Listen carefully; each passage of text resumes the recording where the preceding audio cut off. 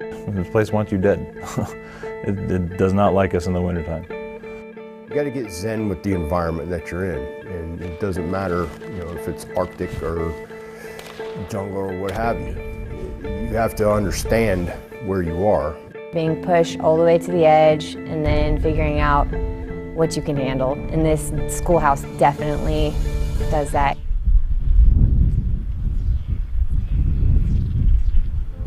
Sometimes, enemies don't fire weapons. Adversaries like ice, wind, and snow have slowed down and even halted military campaigns. The primary thing that we're trying to teach here at NWTC is over snow mobility and sustainment. Historically, if you look at the Russo-Finnish War, being able to sustain through harsh conditions pretty much wins the battle.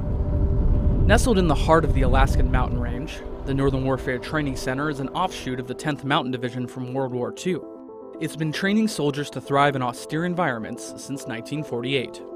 You have to understand the environment that you're going into, and that applies whether it be Arctic or jungle, desert, whatever the case may be. You have to understand where it is you are, and you have to understand its peculiarities and these special skill sets that are required to go into that environment and be successful. In a place where it's not uncommon to see icicles forming on your friends' faces. Doesn't feel great. A skill you need to know is one that seems pretty basic. Here, it's every layer, every piece has a purpose. My socks have a certain purpose, my tops have a certain purpose, how many I put on and what order, it's all important, and they learn that here. In addition to cold and snow, this region of Alaska is also known for being remote, which can mean less infrastructure for getting around. The United States is a very machine-dependent army, and so for a lot of folks to get away from their machines and away from their roads and their infrastructure is sometimes shocking to their system. Just for the safety of And without their machines, they have to use snowshoes or skis to move over snow. But some of these students have never even seen skis before. The skiing was difficult. I was never a skier. No, never touched skis. I didn't fall coming down that one though. Glad about that. It's not like snowshoeing. It's like, okay, I've rocked with snowshoes before, and then boom, skis. Spread them out more, man. We basically give you your introductory ski courses that you would get at a resort or something. It's the baby steps. This is how you stand, this is how you walk, this is how you go downhill, this is how you stop.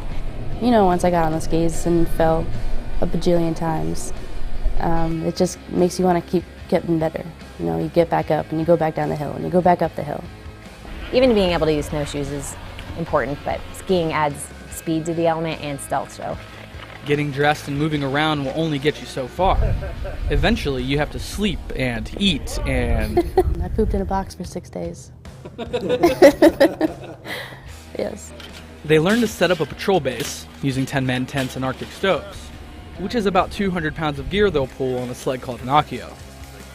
And then we also teach them how to bivouac, how to live out here in this. And they have a 6-day field problem where they're out there in it. They don't come back to the building. And for some of them, it's a significant emotional event for them. That's a pretty accurate statement. That was one of the design concepts that we came up with when we did this, is to keep the students outside as much as possible.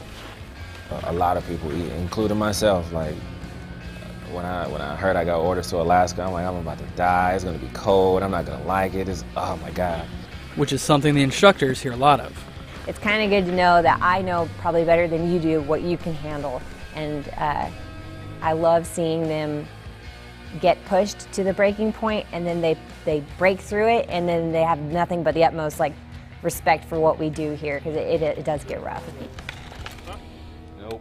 I learned a lot, because I had no idea that the Army is training to rappel down mountains, be in this type of weather, and that puts the future of the Army in perspective. Like, we might be fighting people in this kind of weather, having to do this kind of training.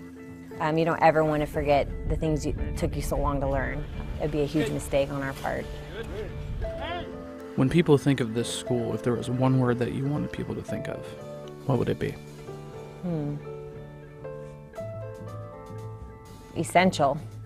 Essential would be one word descriptor, absolutely essential.